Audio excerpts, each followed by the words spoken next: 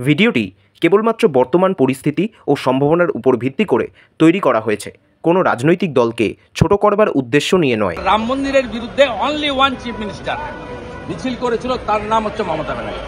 ওর নাম মমতা ব্যানার্জি এখন কেউ বলে না, বলে খালা মমতা। পশ্চিমবঙ্গেও যে সরকারটা আছে, এই সরকারটা মোল্লা ইউনুসের একদম কার্বন কপি।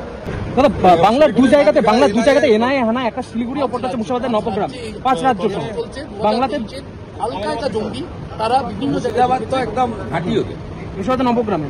মুর্শিদাবাদ তো ঘাঁটি। এর আগে আনসারুল বাংলার 7 থেকে ধরা পড়েছিল, মাদ্রাসা খুলে 1.5 বছর চালিয়েছে, 3বার তৃণমূলকে ভোট দিয়েছে।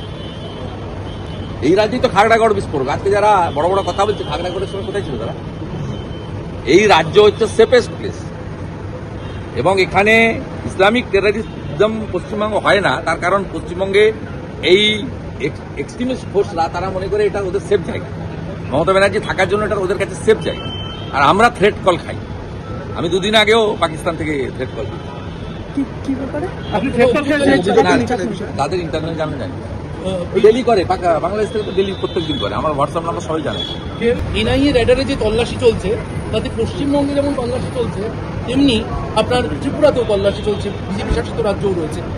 রাজ্য সরকার কোঅপারেট করে। ত্রিপুরা বাংলাদেশ বর্ডার, এই বিস্ফোরণ নিয়ে ইতিমধ্যে যা এসেছে সংবাদ মাধ্যমের মাধ্যমে বা ইলেকট্রনিক্স মিডিয়ার মাধ্যমে, তাতে তো খুব পরিষ্কার এতে বাংলাদেশের যোগ রয়েছে।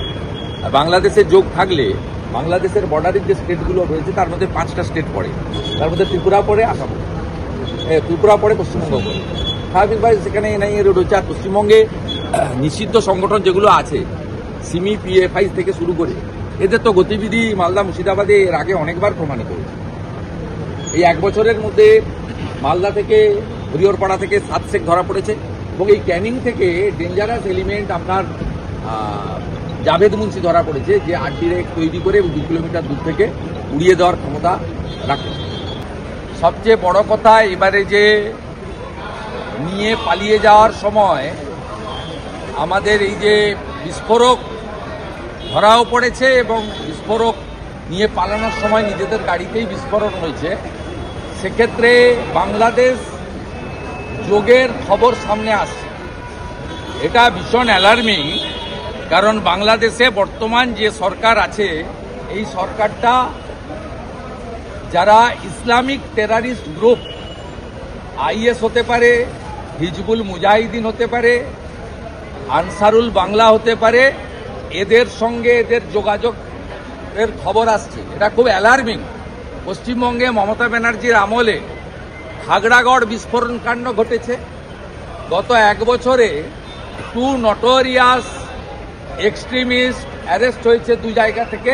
একটা মুর্শিদাবাদের হরিহরপাড়া থেকে খাজেরি মাদ্রাসা চালাতেন 1.5 বছর ধরে 7 শেখ, তিনি অ্যারেস্ট হয়েছেন, আসাম এসটিএফ করেছে। আরেকটা অ্যারেস্ট হয়েছে কাশ্মীরের জঙ্গি, পশ্চিমবঙ্গ বর্ডার দিয়ে বাংলাদেশ যাচ্ছিল, জাভেদ মুন্সি, ক্যানিং থেকে, যিনি 2 কিলোমিটার দূর থেকে বিস্ফোরণ ঘটানোতে এক্সপার্ট। তাকে কাশ্মীর এসটিএফ নিয়ে গেছে। ন্যাচারালি বাংলাদেশে জামাতের এবং মৌলবাদীদের সরকার আসার জন্য আমরা চিন্তিত, কারণ পশ্চিমবঙ্গেও যে সরকারটা আছে, এই সরকারটা মোল্লা ইউনুসের একদম কার্বন কপি। দেখুন, আমি অত্যন্ত খুশি। আমার 4 বছরের লড়াই এটা। 2021 সালে আমি এলওপি হিসেবে লড়াই শুরু করেছিলাম। স্পিকার মুকুল রায়কে বলেছিলেন উনি বিজেপিতেই আছেন। পরে আমি হাইকোর্টে যাই, পরে উচ্চ আদালতের ইন্টারফারেন্স হয়। ফাইনালি গত 1 বছর সম্মানীয় বিচারপতির বেঞ্চে এটা হিয়ারিং হয়েছিল। হিয়ারিং কনক্লুড ছিল, অর্ডার রিজার্ভ ছিল। আজকে 2টোর সময় অর্ডার পাস হয়েছে। এটা সংবিধানের জয়। এবং 2011 সাল থেকে CPM, Congress, RSP, forward bloc, Samajwadi party, 21-এর পর থেকে বিজেপি টার্গেটে ছিল, এবং কংগ্রেস সিপিএম পারেনি লড়তে। মোট 54 এমএলএ-কে ভয় দেখিয়ে সুইচ ওভার করিয়েছে। 54 এমএলএ, ইমানি বিশ্বাস থেকে শুরু করে তারও আগে আপনার কৃষ্ণেন্দু নারায়ণ চৌধুরী থেকে শুরু করে চাঁদ মোহাম্মদ থেকে শুরু করে অসংখ্য। আমি খুশি এর পরের পালা তন্ময় ঘোষ বিষ্ণুপুর, আলিপুরদুয়ারের সুমন কাঞ্জিলাল, হলদিয়ার তাপসী মণ্ডল, এরা প্রস্তুত থাকুক, এর পরের পালায় এদের। এবং বিমান ব্যানার্জি আজকে বুঝে নিয়েছে ভারতবর্ষের সংবিধান শেষ কথা বলে বিমান ব্যানার্জি, এই দলদাস ব্যবস্থাপনা শেষ কথা বলে না, আজকে প্রমাণ হয়ে গেছে। মুখ্যমন্ত্রী লাস্টে মহাকাল মন্দিরে একটা ঘোষণা করেছেন, তার সাথে মিথ্যা কথা বলেছে। এই মুখ্যমন্ত্রী প্রাক্তন হবেন এপ্রিল মাসে, যা করার আমরাই করব। মমতা ব্যানার্জির করার সুযোগ নেই। ফেব্রুয়ারিতে নির্বাচন বিধি ঘোষণা হবে, উনি আর 2-2.5 মাস কাজ করতে পারবেন। নভেম্বরের অর্ধেক, ডিসেম্বর পুরো, জানুয়ারি পুরো। ফেব্রুয়ারির 7 তারিখে ফাইনাল ভোটার লিস্ট, ফেব্রুয়ারির যে কোনো সময় ইলেকশন কমিশন হিসাব মতো নিয়ম মতো ভোটের নির্ঘণ্ট ঘোষণা করবে, এমসিসি চালু হবে।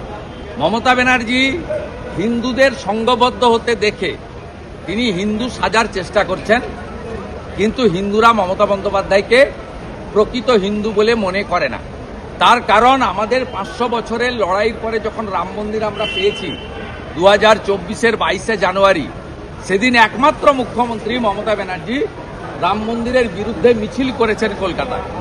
যখন 66 কোটি লোক, আমিও ডুবকি লাগিয়েছি গঙ্গা যমুনা সরস্বতী ত্রিবেণী সঙ্গমে প্রয়াগরাজে, 66 কোটি পৃথিবীর হিন্দু ডুবকি লাগিয়েছে। সেদিন মমতা ব্যানার্জি বলেছিলেন যে এটা মহাকুম্ভ নয়, মৃত্যু কুম্ভ। মমতা ব্যানার্জি হিন্দু ধর্মকে গন্ধা ধর্ম বলেন, তাই সরকারি টাকায় মন্দির করার দরকার নেই। মমতা ব্যানার্জি দীঘাতে যেটা করেছেন ওটার নাম হচ্ছে কালচারাল সেন্টার, নট মন্দির। সরকারি টাকায় মন্দির করা যায় না।